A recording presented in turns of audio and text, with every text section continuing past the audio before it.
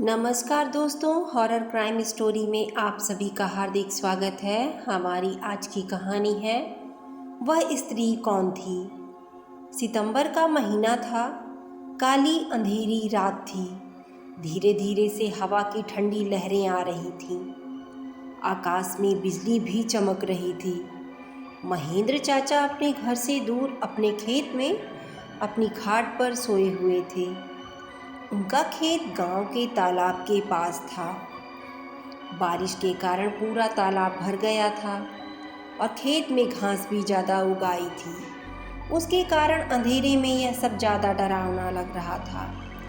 उस तालाब के किनारे आम के भी 6-7 बड़े बड़े पेड़ थे।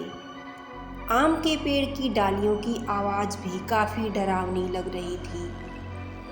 अचानक खेत में बंधी हुई भैंसों ने चिल्लाना शुरू कर दिया। महेंद्र चाचा को पता ही नहीं चल रहा था कि आखिर यह भैंसें क्यों चिल्ला रही हैं। उन्हें लगा शायद ठंडी के कारण ये लोग चिल्ला रही होंगी। इसलिए महेंद्र चाचा ने खेत में चिमनी जलाई। उस चिमनी के उजाले में महेंद्र चाचा की नज़र उनके खाट पे पड़ी। उन्होंने देखा कि एक स्त्री उनकी खाट पर बैठी है। यह देखकर उनका शरीर डर के मारे कांपने लगा। उसी वक्त आकाश में बिजली का एक तेज झटका हुआ। वैसे तो महेंद्र चाचा बहादुर थे, लेकिन आज भी उन्हें थोड़ा डर लग रहा था।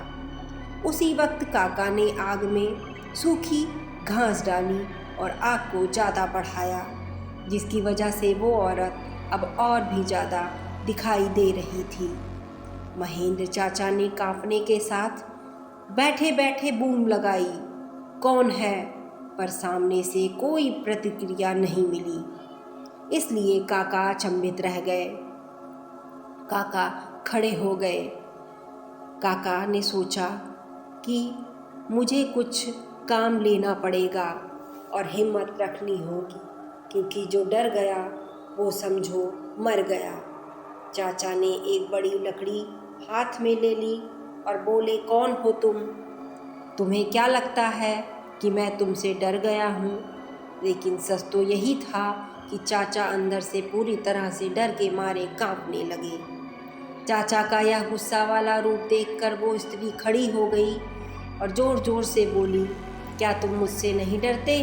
चाचा ने हिम्मत की और बोले, यहाँ से चली जाओ, वरना यह लाठी से मार मार के तेरा सर फोड़ दूँगा।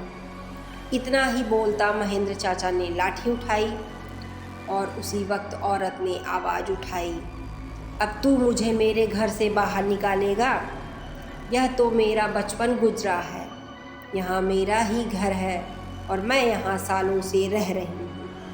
यह सुनकर चाचा का डर और गुस्सा दोनों ही शांत हो गए।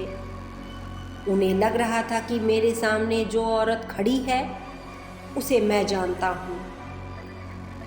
उसकी आवाज़ भी जानी पहचानी लग रही थी।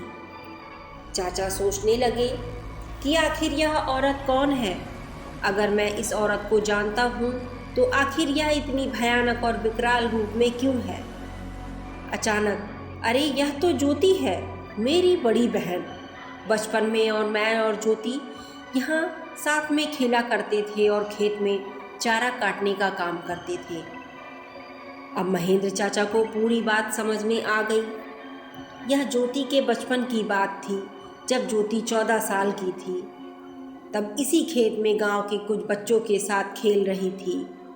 दूसरे बच्चों की तरह ज्योति भी पेड़ पर चढ़कर एक डाल से दूसरी डाल पर छलांग लगा रही थी। अचानक ज्योति जिस डाल पर बैठी थी वह डाल टूट गई और ज्योति मुंह के बल नीचे गिर गई।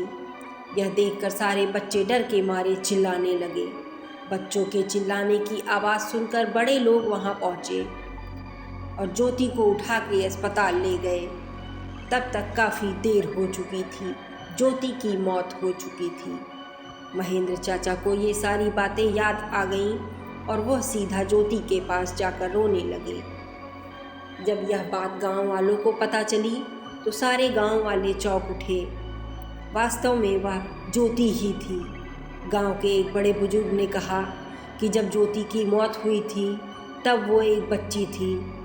इसलिए उसे बालक समझकर उसे दफनाया गया था, लेकिन वास्तव में उसका अंतिम संस्कार करने की जरूरत थी। इसलिए ज्योति की आत्मा आज तक भटक रही है। महेंद्र चाचा ने तुरंत ही ज्योति को जहाँ दफनाया गया था वहाँ से उसे निकाला। किसी भी प्रकार से हिम्मत करके उसके पास जा सके। उसी वक्त ज्योति की आत्मा ने गांव वालों के सामने आकर कहा कि हाँ, आपकी बात सही है, मैं मर चुकी हूँ। आप लोगों को मुझसे डरने की कोई ज़रूरत नहीं है।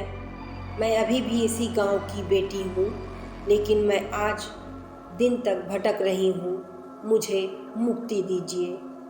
बाद में महेंद्र चाचा ने ज्योति के शव को अग्नि संस्कार किया और उसकी आत्मा को शांति दिलाई। दोस्तों, ये छोटी सी कहानी आपको कैसी लगी? कमेंट में अपनी राय ज़रूर शेयर करें। अगर पसंद आई हो तो चैनल को लाइक, शेयर और सब्सक्राइब ज़रूर करें। धन्यवाद।